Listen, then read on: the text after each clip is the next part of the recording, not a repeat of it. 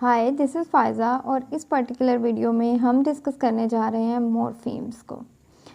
Morpheme जो है वो लिंग्विस्टिक्स का एक कॉन्सेप्ट है और ये मॉर्फोलॉजी के चैप्टर में हम इसको डिस्कस करते हैं। और मॉर्फोलॉजी का जो चैप्टर है या जो टॉपिक है उसकी बेस है मॉर्फीम्स पर। तो मॉर्फोलॉजी क्या होती है? It is the study of morphemes. और मॉर्फीम क्या होता है इसको आज हमने अंडरस्टैंड करने की कोशिश करनी है। तो पहली बात जो ये है वो ये है कि जो मॉर्फीम होता है ये या तो एक वर्ड होता है या वर्ड का एक पार्ट होता है। यानी एक मॉर्फीम जो है वो कंप्लीट वर्ड भी हो सकता है और वर्ड का एक पार्ट भी हो सकता है। अब फर्दर क्या कंडीशंस इसके अंदर दी गई हैं? फर्दर कंडीशंस इसके अंदर ये दी गई हैं कि ये एक ऐसा वर्ड या वर्ड का पार्ट होता है दैट हैज़ सम मीनिंग, जो कि कुछ मतलब कन्वे करता है, यानी उससे कुछ ना कुछ हमें मतलब जो है वो मिल रहा होता है।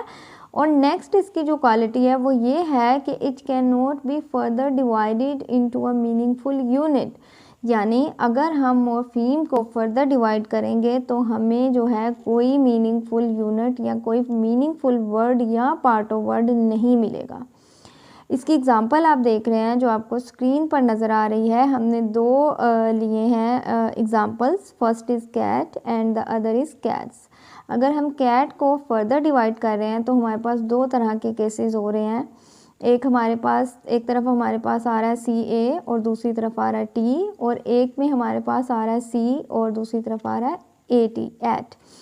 ऐट का तो कुछ मीनिंग बन रहा है, लेकिन सी का, या अगर आप ऊपर देखें CA और T का, इनका कोई मीनिंग भी नहीं बन रहा। तो इसलिए हम कहेंगे कि कैट जो है वो एक मॉर्फीम है।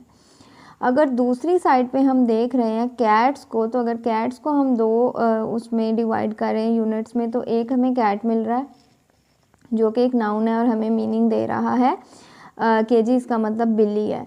और दूसरी तरफ एस जो है वो हमें प्लूरल का पता दे रहा है कि एस यहाँ पर प्लूरल करने के लिए कैट को लगाया गया है।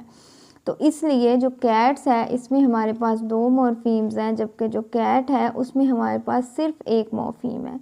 और जब हम इस मॉर्फीम को, जो कि फ़र्दर डिवाइड नहीं हो सकता, इसको फ़र्दर डिवाइड करने की कोशिश करते हैं तो हमारे पास मीनिंगफुल यूनिट नहीं आता, बल्कि क्या आता है, हमारे पास मीनिंगलेस रिमाइंडर्स आ जाते हैं। सो मॉर्फोलॉजी क्या होती है? It is the study of morphemes. और मॉर्फीम क्या होता है? ये इट इज़ अ वर्ड भी हो सकता है और पार्ट ऑफ वर्ड भी हो सकता है that has some meaning, that conveys some meaning. और इसकी सबसे बड़ी जो करेक्टरिस्टिक है वो ये है कि it can not be further divided into meaningful units.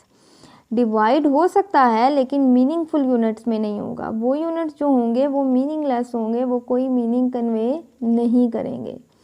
तो this is the definition of and the concept of morphemes.